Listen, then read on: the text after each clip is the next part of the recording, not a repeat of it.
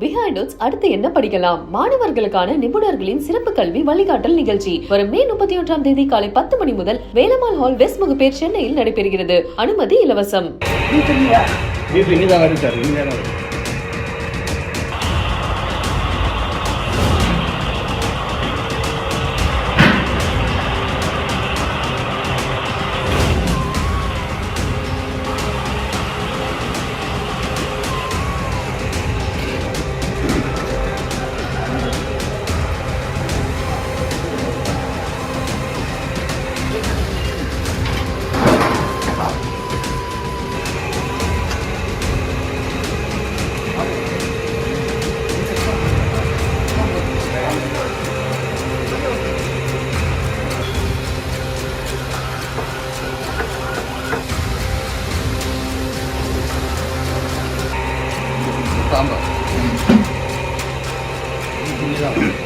கன்னியாகுமரி அழகிய மண்டபம் பகுதியில இயங்கிட்டு வரக்கூடிய பிரபல உணவகத்துல உணவு பாதுகாப்புத்துறை அதிகாரிகள் அதிரடி ஆய்வு. கெட்டு போன உணவை வழங்கினதா சொல்லி கவுன்சிலர் கொடுத்த புகாரின் பேர்ல அதிகாரிகள் நடவடிக்கை. 10க்கும் மேற்பட்ட புகார்கள் வந்ததை தொடர்ந்து 2 முறை ஆய்வு மேற்கொண்டுமே இந்த உணவகத்துல மறுபடியும் புகார் வந்ததா சொல்லப்படுது. கன்னியாகுமரி மாவட்டம் நாகர்கோயிலிருந்து திருவனந்தம் போகக்கூடிய தேசிய நெடுஞ்சாலையில அழகிய மண்டபம் பகுதியில 24 மணி நேரமும் இயங்கிட்டு வரக்கூடிய பிரபல உணவகம் ஒண்ணு இருக்கு. இங்க பீஃப் கறி பரோட்டா ரொம்பவே ஃபேமஸ்னு சொல்லப்படுது. அதனால இந்த வழியா போகக்கூடிய வாகன ஓட்டிகள் சுற்றுலா பயணிகள் எல்லாருமே இந்த உணவகத்துல சாப்பிட்டு போறது வழக்கமா இருக்கு. இந்த நிலையில தான் வெள்ளங்கோடு ஊராட்சி கவுன்சிலரான சித்ரால் பகுதியை சேர்ந்த வினோத் அப்படின்றவரு தன்னுடைய நண்பர்களோட சேர்ந்து இங்க பரோட்டா பீஃப் கறி வாங்கி சாப்பிட்டதா கூறப்படுது. ஆனா இது கெட்டு போய் இருந்ததாகவும் இது தொடர்பா அங்கிருந்த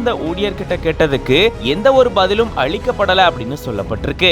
அதை தொடர்ந்து அந்த உணவை அவரு பார்சல் பண்ணி எடுத்துட்டு போனதாகவும் போற வழியிலேயே இவருக்கு வாந்தி ஏற்பட்டு மருத்துவமனையில சிகிச்சைக்காக சேர்ந்ததாகவும் கூறப்படுது. அதை தொடர்ந்துதான் நாகர்கோயில உணவு பாதுகாப்புத்துறை அலுவலகத்துல இது தொடர்பா புகார் தெரிவிச்சிருந்திருக்காரு. அதை தொடர்ந்து வட்டார உணவு பாதுகாப்பு அதிகாரி நாகராஜன் அவர்களுடைய தலைமையில உணவு பாதுகாப்புத்துறை அதிகாரிகள் சம்பந்தப்பட்ட அந்த ஹோட்டலுக்கு போயிட்டு ஆய்வு மேற்கொண்டிருந்திருக்காங்க. உணவு மாதிரிகள் ஆய்வு பணிக்காக இங்கிருந்து எடுத்து செல்லப்பட்டிருக்கு. இது தவிர இந்த கடையினுடைய உரிமையாளரான முகமது பக்ரிதீன் அப்படின்றவருக்கு நோட்டீஸையும் வழங்கியிருந்திருக்காங்க.